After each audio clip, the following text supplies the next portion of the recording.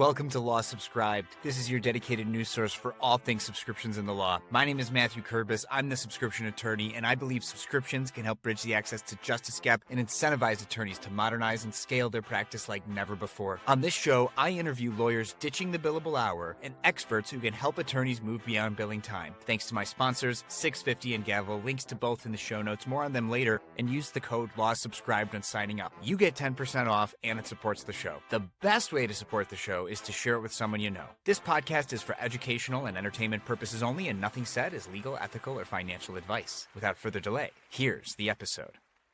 I'm thrilled to have with me on the podcast today, Jim Sullivan. Jim, welcome to the show. Thanks for having me. So, Jim, just in case people haven't come across you yet, or your company, eDiscovery AI, tell us a little bit about who is Jim and what is eDiscovery AI? So I'm mostly a tech nerd, but also a lawyer. I sort of come from a background in computer science, and early on in my career, I did a little bit of doc review, and then from there I moved on to eDiscovery focused consulting on eDiscovery matters. And now we're kind of back around full circle, building tools that use AI to do doc review. So reviewing documents with AI instead of people is kind of the direction we're looking at. Well, you're in good company on the podcast because the lawyers who listen in hate billing time, and eDiscovery, which you'd think at the time this episode goes live, I'll be almost at 100 episodes. You'd think after almost 100 episodes, we'd have had a good discussion about eDiscovery yet, but we really haven't. And it was the dawn of AI in the legal profession, and it took away billable time. But the lawyers listening in and the folks listening in, we're looking for ways to speed up processes effectively and efficiently. So you're in good company, like I said, but give us some background on your experience. Like, do a little bit more of a dive on like your experience billing time, doing doc review, and like just a little bit of the history of eDiscovery. I might bring back some traumatic moments of doing doc review. So yeah, starting out with doc review. Doc review is probably the perfect example of just billing time for the sake of billing time. Early on I think it was 2007 I was doing it, and it became apparent very early on that the purpose of doc review was to generate billable hours. There was no questions around what you're working on. There's no question around the quality of your rework, the quality of your review. The only thing that mattered was, is your butt in the seat long enough that we can bill enough time for it? The only real issues that ever came up were, number one, if you go too fast, and it was crazy because I had the first matter was the easiest case I've ever seen. It was literally all one-page emails, and it was like, if it talks about this topic, it's relevant. So, coming to law school, I have all sorts of ambitions. I'm like, yeah, let's seize, let's conquer the world, let's do this. And I'm going through and I'm like, all right, relevant. And I'm just like, all right, this is, we're going to do this all day, right? And then I get called back and they're like, Jim, we're concerned that you're going too fast. And I was just like, I don't think I could go slower. I without like just not doing work. We're talking, 100 docs an hour when each doc's one page. Like, I'm spending 30 seconds on a doc, and you're just, and yep, sure enough, had to slow it down because you can't go too fast on a billable rate. But that really opened my eyes to a couple of things. There was a lot of inefficiencies I saw that seemed to be geared around just generating more billables, reviewing documents that were absolutely unnecessary to be reviewed, basically spam, things that were automated reports that just, I think we had something like 200,000 automated reports that you could have run a keyword search for all emails sent from reports@whatever.com. And you could have wiped them out in a second, but they insisted that we review each one at a time. And so that kind of opened my eyes to billable hours in the worst case scenario. So moving from there, consulting on eDiscovery, my biggest focus was, let's find ways to make this better, improve this. Let's use methods, analytics, tools to make this process more efficient, more effective, and more importantly, more accurate. So, predictive coding came out then, using machine learning to train the system to classify documents. And that's what I really focused on. I had about 10 years of consulting on predictive coding and analytics matters, basically trying to find ways to use technology to make doc review more efficient. And then that really comes around when now with AI, it is just the most powerful tool we've ever seen. And the things that it can do are incredible. And one of the things it's absolutely best at is classifying documents for relevance. Looking at a document, determining whether it's relevant or not relevant to a particular issue or case is just that's the best use case AI has. And it can do it with a level of accuracy that's far exceeds any human, speed that no human's ever going to touch. A lot of the little things like it doesn't miss things in long documents. It doesn't get tired. It doesn't get bored. It doesn't sleep. It doesn't take weekends off. So it's just fundamentally better around. But it does get to this point of addressing the problem of how do you bill hours for things when you're trying to build efficiencies. And it is kind of a conflict just fundamentally where, I love building automations. I love building tools. I like making things more efficient. But as a lawyer, you kind of don't get rewarded for making things efficient. You're kind of rewarded for taking longer to do something sometimes. So that's just something that I've always found a little bit frustrating and challenging. And hopefully we can, solve, some of that, at least with the doc review portion of billing time and how we're basically incentivizing people to drag their feet, go slow, and not be as efficient as they can, trying to find kind of another way.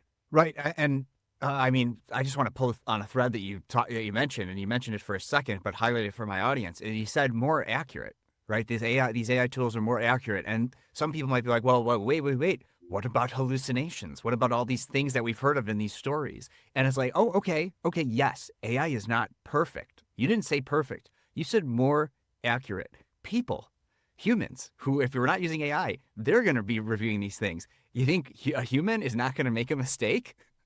Right? Like, isn't it that just AI, if it does make mistakes, it's more reliable in that you can anticipate what those mistakes are, and you can even use AI to overcome those mistakes, right? So, like, tell a little bit about that, and like, can't you ask it like percentages, like what is the percentage that this is going to be relevant or not relevant, and can't you like have it run on all the items deemed non-relevant? It could run like another thing. It's like, well, double check, like, and go through, right? And it could be like in an instant, right? So talk a little bit more about that. And that's the thing that, really it kills me, because you're like, AI is finding 95% of the relevant documents in a data set, and humans are finding 70%. Mm-hmm. And they're like, well, but AI can hallucinate. And you're like, we just proved that they were way better. I mean, like that's the measure. Are they getting the right answer? And yeah, they, it might get the wrong answer every now and then, but overall still far more accurate. And it's like, you look at it like, if it was like a comic where you have, this kid handing in a paper that's getting a D and the computer handing in a paper that's getting A-, and you're like,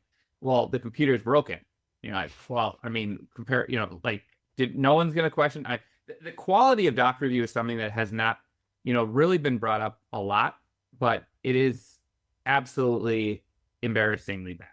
And it's bad for a number of reasons. It's not all, terrible as much as reviewing documents all day, every day is a tedious process that just causes you to hallucinate yourself. I mean, that's just all what it is.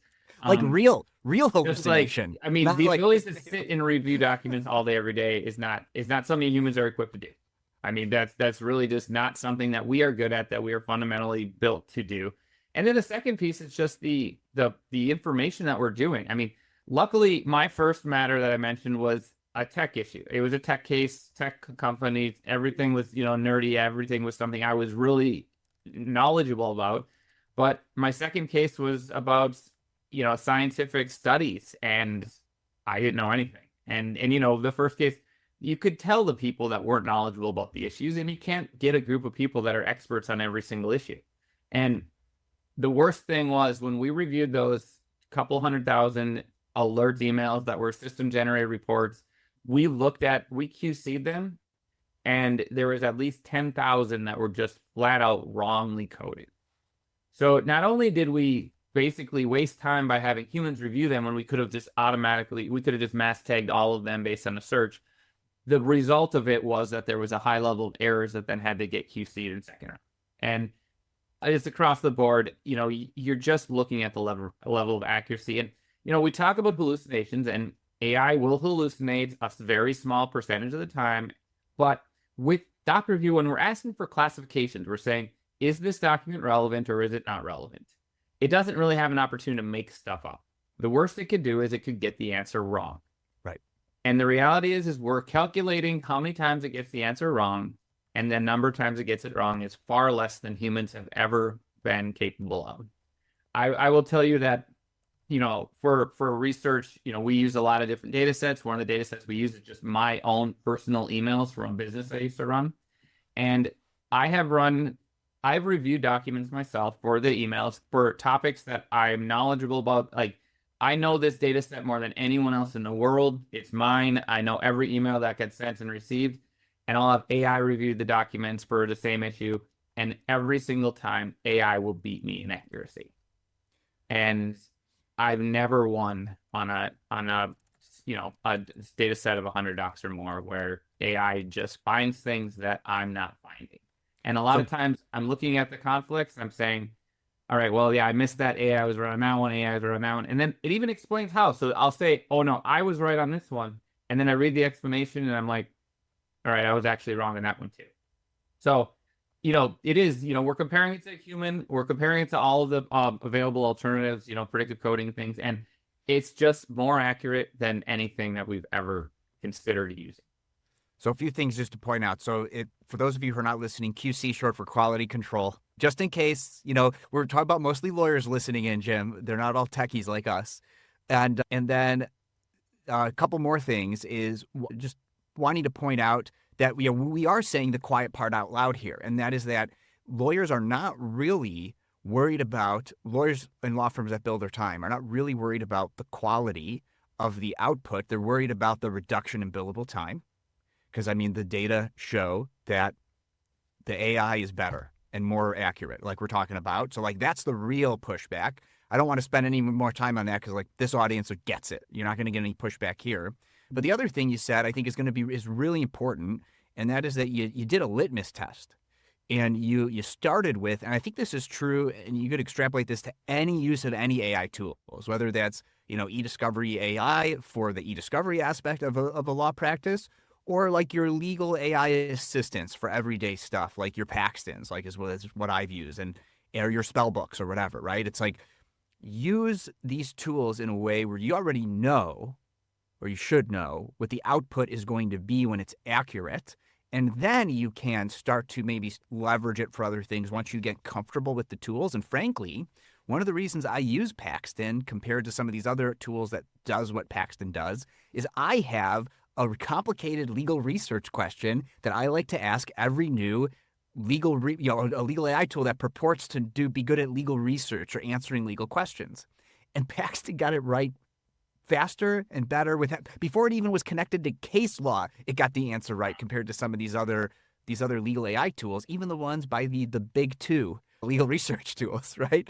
So having a litmus test is a really great technique when demoing or testing out these tools. And so like what you did with, you worked with a data set that you were intimately familiar with. This is a great thing for somebody to do. And whether you're a solo like me and you're doing it yourself, or find a team member that you can do something like this with whenever you're testing out a new AI tool for the first time. That's lawyers don't always think that way. We're more problem solvers post problem than pre-problem. So I feel like that's a really important thing I just wanted to highlight. And did that bring anything to mind that you want to share? Well, yeah, actually, two things. And one of them, you mentioned, reason why they don't want to use AI in eDiscovery. And one of the concerns I have is that a lot of it is based on just the defensibility of, they're afraid that a judge is going to say, no, you can't use this. Another party is going to challenge it. And that's one of the other hurdles we have to overcome as well, where, I always tell people, they're always like, well, that's a bad practice because it's going to make mistakes. And I say that anytime your argument is, I use the human to make a decision, you're going to win that argument in court. So, whether or not I believe it's right or wrong, the argument of, I use the human, a licensed attorney looked at this and made a decision, you're not going to ever lose that argument in court. And that, in my opinion, is a little bit of a problem, because a human looking at it does not necessarily mean it's first of all, it's, not necessarily the best approach, not the best use case, but we're in a world right now where you cannot go into a courtroom and say, that wasn't appropriate. You shouldn't have used an attorney to look at that and make that decision. So that's something, just another problem that, we have to overcome in the eDiscovery context. I like what you mentioned about the use of different tools, though, because this is one of the biggest, roadblocks to using AI is a little bit of that fear of, what if it hallucinates? I read about this case where a guy cited a case that was not real, and you're like, well, that's your attorney nightmare. Like, don't be the one that's on the news for citing a case that's not real. Like that's the last thing any of us want. And it's just, the reality is that's not going to happen to anyone that's watching this podcast, doing research on the issue, because nobody that I talk to thinks that they can have AI generate work product and then use that work product as their own without reading it. I mean, if you thought that, then we need to have a discussion about why you can't do that. Same as if you go on Google and you ask for information, you cannot copy and paste it, put it into a Word document, and submit that Word document as your own work without reading it. I mean, that's just, I think, something that we've all known for a long time. AI is there to assist you, similar to how a paralegal would, or any assistant, but the work product is still yours and you're responsible for the output. So, when you have it, writing a brief and citing fake cases, the idea is it should write a draft or an outline of a brief for you, and then you use that to create your final product after reviewing it all, verifying the sources, and confirming that everything is what it is. Because sometimes it's going to make arguments that aren't quite as good as the arguments you could have made. Sometimes it's going to include things that you might not have thought of, which is awesome, but sometimes it's going to include something that you don't want it to include. And so at every instance, you have to read the words that are written before you use them as your own. And I just don't think that any of us don't believe that to be true anyway. And so if you follow that one rule, do not use work as your own unless you've read it and verified the accuracy of that work. That will eliminate any concerns of using AI where it's hallucinating or not providing consistent results, and just understanding what it's there for. It's not there to do work for you. It's there to help you do work. And if you can get that, you'll never submit a brief that doesn't have cases that are real, because you're going to read each of the cases and you're going to understand. And, when you have a case that you're citing, if you don't know what that case is, and you're using it in a brief, like, you need to read it and you need to figure out what that case is about. And that's where you're going to uncover, oh, this case isn't real, which, I'll tell you is only going to happen, if you're using AI in all your cases, this is going to be something that happens to you once or twice a year. And, that's not a justification for saying, oh, this isn't reliable, this isn't trustworthy. This is very, very reliable. It's very, very trustworthy. But like anything, you need to make sure that you're double checking the work before you use it as your own. And I think that it's one of those things that I think fundamentally we all know, but it's just because this is a little bit of an unknown area to a lot of people that they're just uncomfortable with venturing into new things. And lawyers are, typically very conservative on technology. Right. You reminded me about how lawyers, I think, are going to be, once they get more comfortable with AI, I think they're going to actually really like it, especially the old guard. Because right now, even there are still lawyers practicing today that they will dictate, have a paralegal or a secretary type it up, print it out for them, bring it to them, they'll read it, they'll scribble notes or dictate changes. It goes back to the secretary or paralegal to type up the changes. And this takes hours and hours and hours and days and weeks and sometimes months for big, giant, motions for summary judgment or whatever, right? Dispositive motions. Well, right now with AI, you can dictate to the AI, even like as of the date of recording with GPT-4o, like you could do it verbally pretty good. It's only going to get better from here, but in particular in text, it's going to give you the document, which you're going to review just like you did before, because this is what, you were talking about, like review, this is what made me think of it. Then you could dictate back like immediately, because you're going to get the document immediately. Dictate back, here are the changes I need you to make, and it will make those changes immediately, right? And so, like, this is the way lawyers are already working with humans inefficiently, and because of natural language, they can now do this with AI tools, and it will be instantaneous, right? Yeah, it's one of those things that I feel like if everyone understood the reality of what we have and what we're doing, everyone would be on board. everyone has a value for a way they can use this, exactly like you said, dictating, having you create it. And the other cool thing is you can say, hey, read that over and tell me if you think I'm missing any arguments. Yeah. And I mean, and it'll tell you, and would you be willing to spend the 3.5 seconds it takes to read what it says? Oh, you might want to consider this or this or this. And you might just say, yeah, I've thought of that and I decided not to. But, the value of it coming up with new ideas. Or you can have it read it and say, hey, do you see any holes, or do you see anything that, we might want to make corrections on it? Its ability to be that assistant, that paralegal, that person sitting next to you, just helping you with whatever you're doing. And I use it all day, every day. I literally have it open on my computer, sitting there where I can just ask questions. I can get information anytime I need to. And that could be, write me a script that's going to make this, these CSV files merge into do something else. Write me an Excel formula that will do X, Y, and Z. Create ideas for brainstorming for names of something that I'm trying to come up with. Write up an outline or a draft of a contract. And so all of these things that it can do that gets you, 90% of the way to a finished product, where now all you have to do is you have to review it and make modifications. That is just tremendously powerful. And I think it's something that, and the other thing I think is really, really important is, do not use AI for the first time when it's the biggest case of your life. Use it when it doesn't matter. Use it, and for eDiscovery especially, it's like, too many times people are like, well, I don't need AI. This is a small matter. This is a small matter. Oh, now I have this giant second request with tight timelines. We need AI here. It's like, well, this is not how your first use of AI should go. And, use it for things that don't matter. Get a feel for how it can understand things. Get a feel for what it can do. I always tell people the easiest use case you can have, sit down with ChatGPT, bring your kid, have it write stories for your kid for bedtime stories. Have it write pictures of what your kid, my kid loves more than anything to describe things and then have AI create it. And I'll tell you, it always ends up with something about bunnies and unicorns and kittens. And it'll be like, make a picture of a unicorn jumping over a rainbow with a cat on its back. And, it's great. And then it always just evolves into poops. It's like, always goes downhill. And then she just giggles about just anything that it says. But that's the type of stuff where you can get comfortable with it. Have it create an outline. Have it create a draft of something you're doing. Have it just come up with some arguments for you. Have it, another really great use case is just having it, summarize and review things. Anytime I create a contract, I will put that contract into AI and I'll say, read this contract. Tell me if there's anything that you think is missing or anything that's important or anything that could be wrong. Do a second check for me. So now I'm being the one that's creating, you're double checking and providing feedback.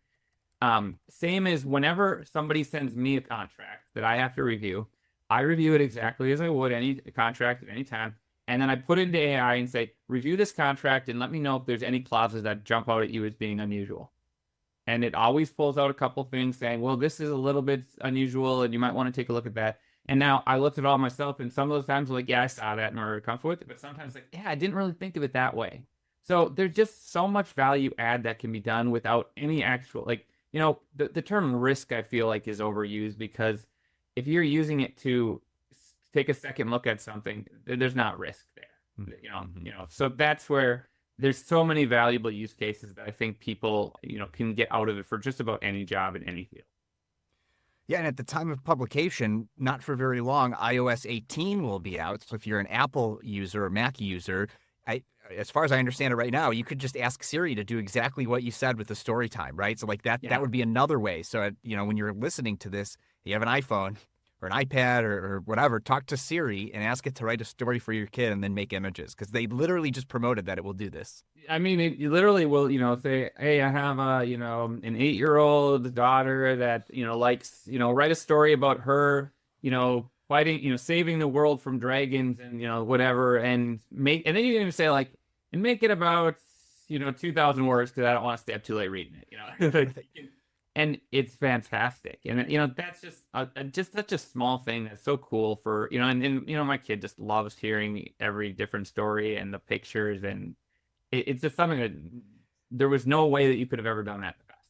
Yeah, and it's really incredible. And if you're willing to, I think in your Photos app, tag all the people and give them names, you might even be able to give them your kid's name, and it will make pictures of your kid in that scenario, right? Like, I I we're really we're love. talking about the future here because we're in the past, but we're recording this. But it's gonna be pretty cool. Well, I mean, right now, you know what I do a lot is I'll take pictures and I'll put them in and say create a princess, or in the style of a Pixar character, using this as a basis, and it will create a Pixar character of my daughter or my wife, and it's perfect. It's incredible. It looks exactly like them as a Pixar character, and that's just every kid loves that. Right, right. Speaking of images and AI, though, going back to eDiscovery AI, I see that one of the things you have on here that it could help with is audio and image review. And so just let's give it a little context around this. You talked about predictive coding. So back in the day with eDiscovery, as it was coming out and being more and more adopted, you had predictive coding, you had algorithms, you had different types of versions of AI than generative AI. But since the advent of generative AI, one of these fascinating things that it's able to do is this image and audio and video recognition and creation, but it's able to create because it could recognize it. So tell us about how you're leveraging that with eDiscovery AI and what a revolution it's been compared to like the old days of That's eDiscovery. I mean, the really cool thing about this, and what I enjoy, is that we had so many problems in the past that predictive coding couldn't solve. And that was, foreign language was my nightmare. They'd have to have different models for different languages and train them, and then someone would always give up before it got there. And anytime I got a call saying, hey, we have this matter that's 3 different languages and they want to use predictive coding, I just be like, I'm busy that day, I can't wait. And then the second thing is anything that lacks text, images, audio, and absolutely nothing that you could really do with those. And now AI is just perfect at it. I can put in images and I can have it understand what those images are. And that's actually, images have been actually our biggest use case so far, where we're using it to do all sorts of things with images. That's a little bit outside of the discovery world in some sense, where one is, identifying inappropriate content in images. Whether that's nudity, whether that's violence, we can have it review a large volume of images and identify whether or not there's anything that we need to take a look at. Another thing is identifying copyright infringement via images, where you have a collection of copywritten images and have a collection of images you want to compare, and they'll tell you whether or not any of your copywritten images exist in this collection. Even though, the image sizes aren't the same, the colors aren't the same, there's maybe some text on one that's not on the other, and it's just smart enough to get all of that. You were using it, security camera footage, identifying people that have, issues at construction sites, whether they're not wearing a hard hat, or there's a safety violation, or the Tyvek wrap around the building is torn and there might be some potential for water damage. It can just review that and understand as well. I mean, kind of a security guard in some sense, where it can watch, security camera footage and identify different things that we would just want to alert somebody of. It might not be anything, but we want to just be able to send someone else and, hey, something's going on here, you might want to take a look at it. And the power of some of these image and video tools are incredible, because I think that we are not too far off the day where, instead of having a story to tell your kid at night, you're just going to have a movie that you can tell them. You can say, create me a movie about a 9-year-old princess who lives in a kingdom and fights dragons, and I want it to last 38 minutes before bedtime.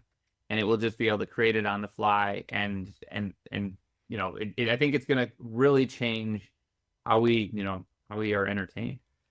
I don't know if the domain is available, Jim, but based upon what you're telling me, I almost feel like you should drop the E from eDiscovery AI and just call it Discovery AI, because like it's what you just described to me goes so far beyond. I mean, it could be very useful for litigation matters, or figuring out if there's any sort of dispute that's worth pursuing with a massive volume of video or footage or documents, right? But it could just be good just to discover things utilizing AI. I mean, I don't know. I mean, companies pivot all the time. What do you think about that? No, and it's funny because I think we actually were looking at Discover AI early on, and Well, that's close to like Discover, the financial company. You might be. yeah, I yeah. mean, it's different, but Discovery AI. I don't know. So the thing I tell myself on a very regular basis, because ideas spinning around the head all day, every day, is we got to stay in our lane, because there are so many opportunities everywhere in every market and everything to do. And the reason we're in eDiscovery is because that's really what we know better than anything. If in eDiscovery, when you're talking about predictive coding, we have a team of people that have been doing predictive coding, analytics, understand the defensibility, the legal aspect of everything related to eDiscovery in a way that gives us a huge edge where we venture into other things, and now we're just another, competitor in the area. So that's one of the biggest things that we've, from a business standpoint, it's just been, let's stick at what we're really good at, because there's going to be a lot of things that are kind of tempting to spin off in different directions. And there's been a few times where we've started to veer in a way, and it's like, no, we've got to make sure we always have our focus, because there's so many opportunities that you blink and you could be down a different rabbit hole every day. Yeah. Yeah. No. That's good. Definitely the lawyer listeners who are solo founders are thinking about it. When you're wearing your own hat as a business owner, that's a big problem. Is like, maybe I want to do this. Maybe, focus. Focus is a important. Squirrel. You see a squirrel, you get distracted and you're running back and forth, and that and the truth is, right now we're so early on with AI, and there's so many opportunities in this, and a lot of people haven't really even gotten understanding yet, where everywhere you look, it's just another opportunity. And it's just important to remember, kind of keep the focus on your business plan. Yeah. And like, I'm curious to know, and maybe some of the listeners are, like, the audio and image review. Like, when I think eDiscovery, I think about like bulk discovery, right? Like a big amount. Like, is that also how that's handled? Is like, you could upload like a bunch of videos and have it like do the analysis on those videos? Like, is that how that works? Or is it one at a time? Like, how does that? And so how, the most common use cases are things like call centers, where you have call centers and you're recording calls all day, and you have a case and you want to figure out basically if any of the calls are talking about certain issues. Right. There's also some financial, institutions. I don't even understand how it works, but I know in the UK they have some open lines that are just open all day, and people are jumping on them and talking about financial things, and just being able to flag when they're discussing certain topics. So, it's absolutely the case of, of very generally speaking, it's going to be a large eDiscovery matter with a ton of documents, but then this audio or image collection is going to kind of be part of the problem. I'd say images are a little bit more of a niche, where I would say most cases don't really have any images that are going to be relevant or matter to the case, and that's where some of those outlying use cases make a little bit more sense. But audio is definitely very commonly an important piece, mostly phone call recordings or voicemails or other things. Man, when you explained the call log thing to me, just like, light bulbs going off again. It's like, well, that could be like, if I'm Amazon, like, maybe I pay you in advance so I could identify problems before they happen, utilizing the same exact technology. Yeah. And I wonder if that's a bigger market opportunity than now you're talking, because that's the future. And it's not just audio, it's the future of everything, where what happens when, instead of having a lawsuit where AI is reviewing all your docs and trying to find different things, why not have AI review your documents and emails as you send them and receive them, and flag any potential issues that could lead to future liability? And so you think of a large organization now, where they're already doing probably a lot of profanity filters. If certain keywords are hit, it gets forwarded over to HR and someone reviews it just to make sure it's not anything too inappropriate. But you could have AI analyzing every single conversation and seeking out situations that there would put the company at liability, creating some of those problems and being able to avoid them before they even become a problem. And then the second thing that you could do with that is, by doing that, you're kind of cataloging all of the communications. And so that way, when you get sued and you say, okay, this person's alleging we did X, Y, and Z, you can just ask AI, are we doing X, Y, and Z? And be able to quickly identify basically the strength of your case, and is this something that we want to settle right away because we already found the smoking gun document? But you can imagine in a case where someone makes an allegation and you just ask AI, is anyone doing that? And then it comes back saying, yeah, here are 3 examples, and you kind of already know how your case is going to go. So I absolutely see a future where, it's a little big brothery, where, every organization every communication that you send out is being analyzed, cataloged by AI. And I think the only thing stopping that right now is just the cost is a little bit high to be able to do that. But as the cost comes down, that's kind of the natural conclusion of all of this. Yeah, I mean, the Big Brother thing, did go, that bell rung in my head too. I'm thinking like, but like if you approach that in the right way, right? If it's like, hey, look, we heard this call happened, the AI flagged it, we listened to it. Now we're going to coach you on how to handle this thing in the future to avoid future problems, right? It's like how you handle that as a company with your employees. Like that's how you overcome that kind of a thing, I think. And you do it the right way. You don't do it from like, we're watching you, and if you screw up, you're screwed. No, like we're listening. We want to make sure, and that makes society better. That's a little bit more utopian of an Yeah. outcome than that, And right? I mean, we all know that people are pretty willing to give up privacy pretty quickly. I think we've learned it. You're seeing it. I mean, I just, Amazon drivers and delivery people that have cameras inside the vehicle at all times, watching them, tracking them. And that's certainly just being done for the sake of overseeing and making sure it is basically being monitored. And I think that as people move forward, they're probably not going to fight too much on pushing back there. But as long my stance is always going to be, as long as it's your employer doing it, that you're consenting to being there and working to, and it's not a government organization overseeing things.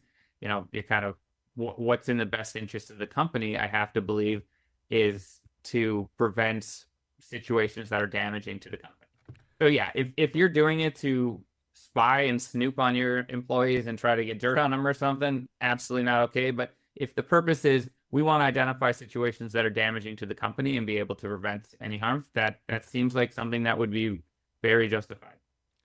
Right. And I mean, it's one of those instances where I think maybe some regulation around that might be good to help the companies have the guardrails of this is how you use the technology. This is what's allowed. If you go outside of this, the company may be liable for some kind of statutory fine or something And like that, I think right? lawyers probably a really good spot to make, kind of be a part of that conversation. And, a lot of, it's no different than we have now, where you have filters where certain keywords hit, it goes to HR, and in most organizations that I've been involved with, well, if it hits on something, it's going to go to, either a lawyer or a person that's going to be able to review whether or not there's a problem without being judgmental about the fact that this person swears a lot, or, if it's just, straight up, oh, they just said a couple of words that were inappropriate, but it's not used in a context that's any harm. They're adults, great, no problem.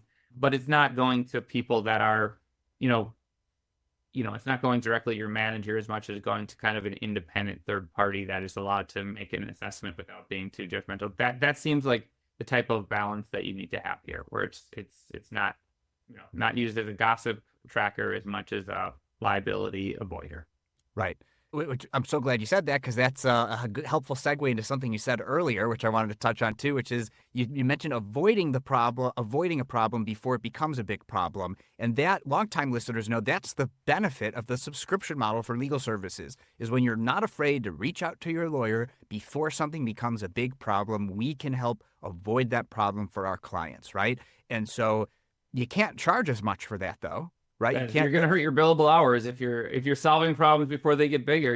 How are you going to bill for that? Right. So you bill on subscription, and you continuously, one of the subscriber benefits, the forever promise, if you will, is you continue to help your clients avoid big, expensive legal problems in the future by helping them with problem avoidance. And instead of charging a lot when there's a big problem, you charge a little bit, but it's over a forever period of time. So the potential revenue, the lifetime value, is significantly higher, which brings me to the business model of eDiscovery AI, which I do want to talk about. And that's sort of how we'll round out this conversation, because it sounds to me like you could already appreciate cannibalizing your business in the future. So we're like, in the event, because right now, eDiscovery, you want there to be litigation and a problem so that the tool can be leveraged and used to quickly and efficiently resolve it, right? And more cost effectively for the client, not necessarily for the law firm, but for the end client. But in a future where there's problem avoidance, your tool could still slot into that. You just have to have maybe a different business model, and it would be clients using it, not lawyers using it. So let's talk about your business model and what it looks like now. Yeah, and I mean you're spot on. Where right now it's you need to review a large volume of documents, for production, to investigate issues, whatever it is that you want to find, your smoking gun, whatever your purpose is. We have, this ability to quickly review and classify the documents for whatever issues you're looking for, determine what's relevant, what's hot, what key issues you want to have in your case, and really provide you a really huge advantage in litigation, where now you have some flexibility, because if you have a huge matter, you could either review all the documents immediately, have every key doc identified, know the strength of your case within the first week. Or maybe you think it's going to settle and you can kind of sit back and you can wait to see how it plays out to see you could avoid all the costs of discovery completely. So, right now it's just we're basically trying to solve that problem of we have a large volume of documents that needs to be reviewed.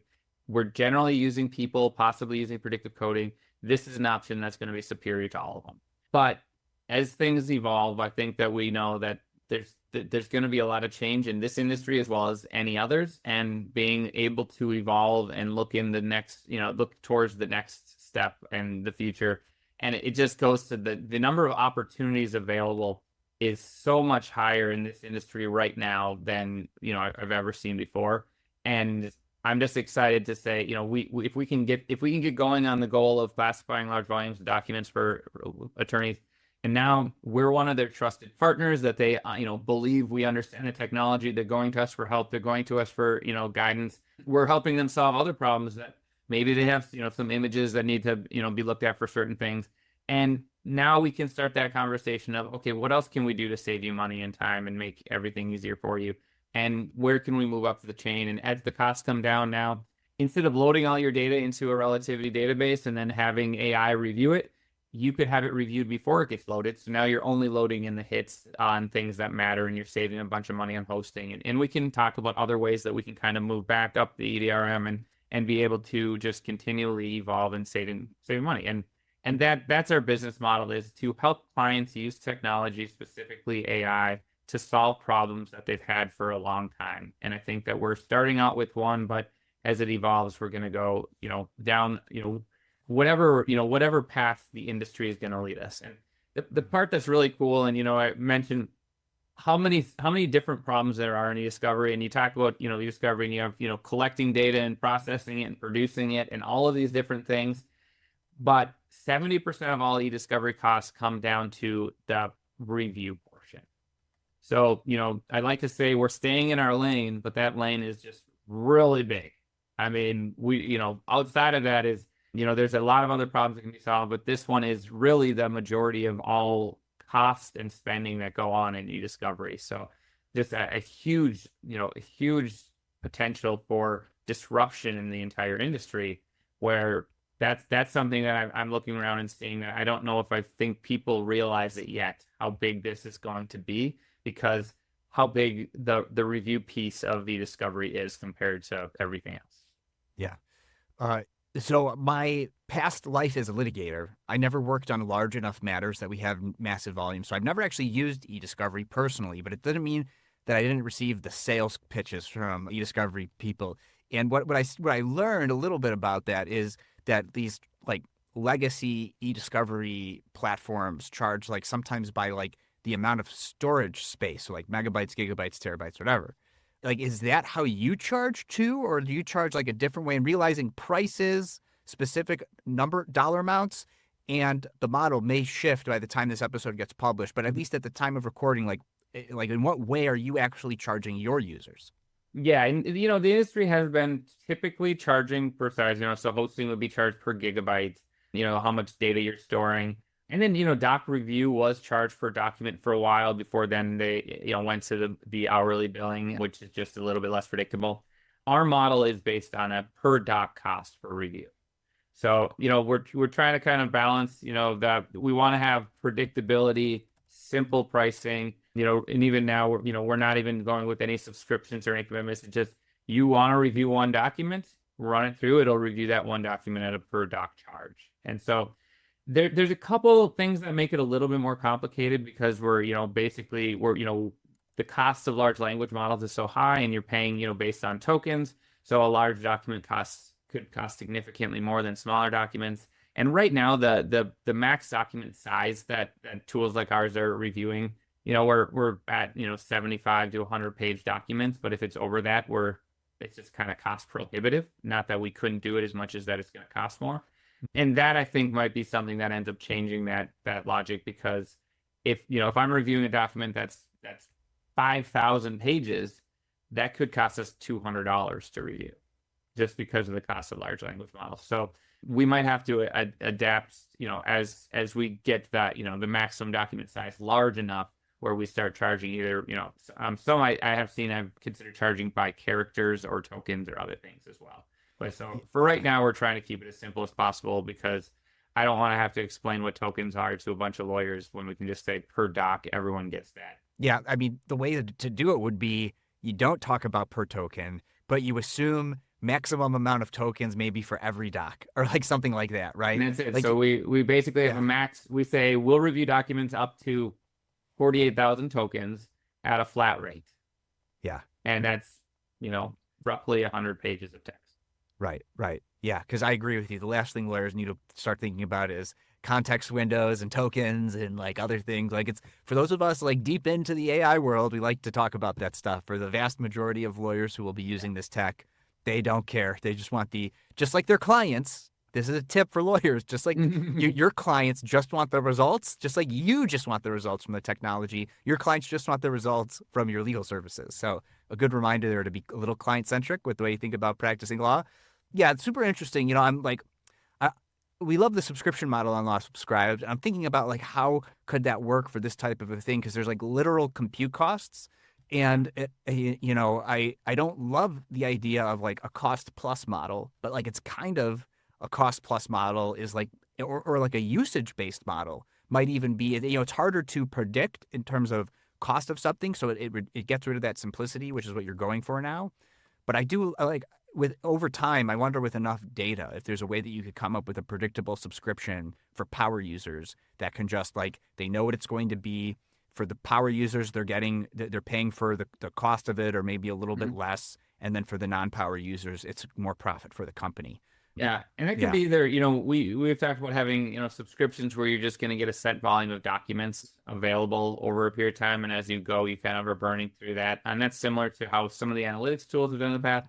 Right. Then, as costs come down, I think that probably will get to a point where you are basically charging this much per gigabytes and do whatever you want to do with it and kind of a little bit more of a flat rate upfront model. So it is interesting. There was a lot of discussion, internally with our team, and I know that a lot of the other players in the market have went back and forth. And I at these legal conferences, there's a lot of people from everywhere, and we're talking about different things and hearing about the rumors around, and that pricing model has been a difficult solution for a lot of people to solve or try to come up with an easier way. And we're always trying to make it easier to get adoption. I mean, for law firms that they have consistent litigation, I think they would be willing to subscribe to, and maybe even, a reasonable amount, because then they'll at least have predictability, and you just have to calculate that if they were using it way more than maybe what was initially intended, how you could still make a profit from it. And then every other law firm you're just making a profit from, right? That's subscribing to that kind of a thing. Because that with the subscription model for legal services, it's like if somebody were to schedule 10, 15-minute calls with me in a row, like I would just drop them as a client. And so like you might just want to have it in your contracts that you could drop, subscribers if they're abusing the software, like outside the terms of use, right? And so like that could be an option there. But then for the company side, for this problem avoidance future that we talked about, it's a no-brainer subscription, right? Because like you can't anticipate after like a 6-month period moving into the future what the subscription should be so that they're getting value and your company's profitable. And now they're just subscribed for problem avoidance because that's easier to subscribe to than one-off litigation at a time, So yeah, I mean, I'm always trying to apply the subscription business model wherever I can, Jim. So that's what I'm trying to do. And it is absolutely true that especially in eDiscovery, a lot of these are firms and companies that are just ongoing litigation all day, every day. And it's just, they have a team of people, they have a predictable number of cases, year over year, it's fluctuating a little bit, but not making, it's not a huge difference. And that does kind of open the door to something like that. You're right. Yeah. And then when you have them subscribed and compute costs go down, which they predictably will, your profit margins increase over time once they're subscribed. Right. And so it's like one of those things where maybe at first it's break even, or if you get venture capital, it's maybe not break even, but it's competitive. And then over time, compute costs go down and you just start making money hand over fist because they're used to paying that amount and compute costs go down, right? And you can launch other features to keep them happy and all that stuff, right? But I can't help but try to push the subscription model on you, Jim. It's what we do here. It's what I do. There's so many benefits from a business standpoint. I mean, my accountants would absolutely love that, to be able to have, predictable revenue and things like that. So that's where, our I'd say our first step towards that is going to be, I think, this fall or maybe winter, having the ability to basically subscribe to a certain volume. So you're going to say, I'm going to review 1 million documents a year, and I'm going to be paid, I'm going to basically pay monthly for this at a flat monthly rate. And then when I exhaust those, I, kind of get to buy another batch, and, the amount I buy determines the cost. And what I've understood from like a car lease, like miles on a car lease, kind of is what that sounds like. Exactly. It is exactly like car lease. But yeah, you can't drive to California and back every other day, or you're going to be over the limit. So right, that's something I think is where we're going to get our starting point there. And I understand that a lot of clients really like that predictable pricing. So, when every month you're sending them a bill for differing amounts versus just, this is how much it's going to cost, the approval process on getting your bills paid is actually a lot faster too. And that's obviously important for, small organizations to make sure that they're getting paid on time, because it just requires less approvals when it's, the invoice is always going to be the same number.